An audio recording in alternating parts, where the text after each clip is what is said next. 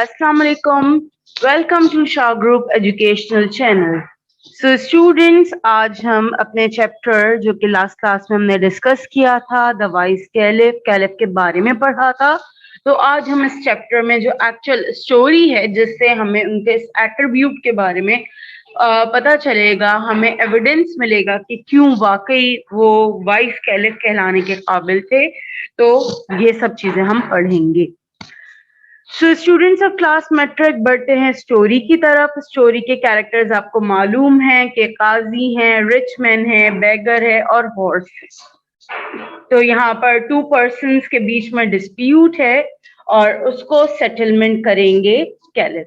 तो स्टूडेंट्स, मैंने यहाँ पर चैप्टर के कुछ पॉइंट्स बना लिए हैं, तो इन पॉइंट्स को हम डिस्कस करते हैं. ठीक है, सबसे पहला पॉइंट जो आपको यहाँ पे दिया हुआ है वो क्या है, स्टोरी की बिगनिंग में ही कि once qazi brought a dispute for settlement in front of caliph. Caliph के लिए एक डिस्प्यूट, एक झगड़ा लेकर आए, एक प्रॉब्लम एक ऐसी लेकर आए जो कि वो खुद से सॉल्व नहीं कर पा रहे थे. और वो झगड़ा किस चीज के ऊपर था? A rich man and a beggar claimed the ownership of a horse. और वो झगड़ा था कि जो रिच मैन यानी कि एक अमीर आदमी और एक बेगर, एक फकीर था, और दोनों मिलकर वो क्या कर रहे थे? वो लोग क्लेम कर रहे थे, दावा कर रहे थे for the ownership of a horse. Horse की ओनरशिप पर, यानी एक घोड़ा था उसकी मिल्कियत के ऊपर दावा कर रहे थे. Caliph found a solution that both men test the horse one by one. तो कैलिफ ने ये सजेस्ट किया कि अगर ये दोनों लोग ही इतना शदीद सच्चाई से कह रहे हैं कि ये हॉर्स उनका है, तो कह रहे हैं कि चलें फिर हॉर्स से ही पूछ लिया जाता है कि हॉर्स बता देगा कि एक्चुअल है कौन उसका ओनर. अब जाहिर सी बात है, हॉर्स बोल तो नहीं सकता, तो वो किस तरीके से रिएक्ट करेगा? उसके रिएक्टर, क्योंकि कोई भी अगर एनिमल हो तो वो अपने जो भी मालिक है, ओनर होता है, मास्टर होता है, उसको बहुत अच्छे से पहचानता है. तो यहाँ पर इसी तरीके से कैलिफ हॉर्स के ओनर को डिस्कवर करेंगे. तो अब यहाँ पर आपको बताया जा रहा है कि हॉर्स जो भी रिस्पॉन्स देगा, कैलिफ क्या करेंगे? He will notice the response of the horse. वो हॉर्स के उस रिस्पॉन्स को नोट डाउन कर लेंगे इन दिस वे, और इस तरीके से उनको पता चल जाएगा कि हु इज द एक्चुअल और real owner of the horse, कि असल जो मालिक है वो कौन है.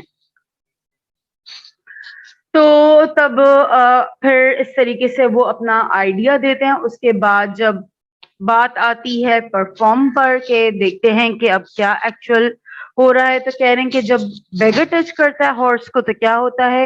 When beggar touched it winced with displeasure, यानी उसको बिल्कुल भी अच्छा नहीं लगता. But when the rich man touched snorted and neighed with pleasure, तो वो बहुत अच्छे से उछलता है, हिनहिनाना शुरू करता है, यानी कि अपना रिस्पॉन्स देता है कि जैसे कि उसे रिच मैन का टच बहुत अच्छा लगा.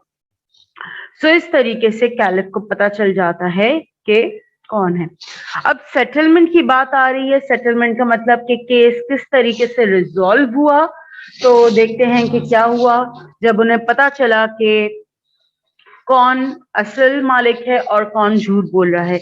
The dispute was settled down as it was concluded. जो रिजल्ट निकला वो कुछ इस तरीके से था. The real owner of the horse was the rich man.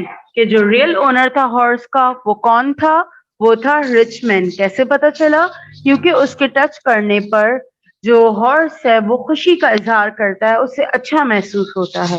और बेगर के बारे में क्या पता चला? The beggar was a liar. कि बेगर जो है वो झूठ बोल रहा है, because he tried to rob his horse, क्योंकि उसने रिच मैन का हॉर्स चोरी करने की कोशिश की थी. तो यहाँ पर जो कैलिफ हैं वो इस तरीके से सेटल डाउन करते हैं ये मामला. कैलिफ कहते हैं ये जो भी बेगर का डिसीजन है वो हैंड ओवर कर देते हैं रिच मैन को, और वो कहते हैं कि अगर ये आपको फॉरगिव कर देता है, यानी अगर आपने जिसके साथ बुरा किया है, बेगर को कहते हैं अगर आपने जिसके साथ बुरा किया अगर ये आपको माफ कर देगा, so I will be merciful to you. तो मैं भी आपको माफ कर दूंगा, मैं भी आपके साथ अच्छे तरीके से पेश आऊंगा. तो अब देखते हैं कि रिच मैन ने क्या डिसीजन लिया. तो रिच मैन का जो डिसीजन है वो ये होता है कि रिच मैन उनको माफ कर देते हैं, और सिर्फ माफ नहीं करते बल्कि साथ में उनको हैंडफुल ऑफ गोल्ड कॉइन, यानी कि मुट्ठी भर कर गोल्ड कॉइन्स भी देते हैं। तो इस तरीके से जो नोबल एक्शन होता है रिच मैन का, वो सबको खुश कर देता है जितने भी लोग उनके कोर्ट में मौजूद होते हैं।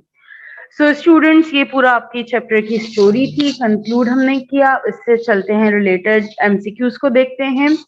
एमसीक्यूज में आपके पास यहाँ पर जो एमसीक्यू दिया हुआ है नंबर 1 में, वो है the rich man was a और an that citizen. Rich man एक कैसा शहरी था।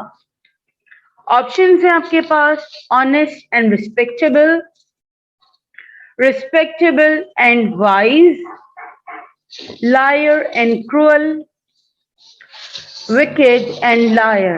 So स्टूडेंट जल्दी से मुझे बताइए इसका करेक्ट आंसर क्या है। रिच मैन के बारे में पूछा गया है। So the correct answer is honest and respectable citizen।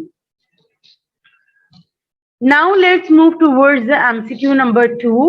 MCQ number 2 जो हमें दिया गया है उसकी स्टेटमेंट कुछ इस तरीके से है कि The rich man and beggar were fighting over a dash।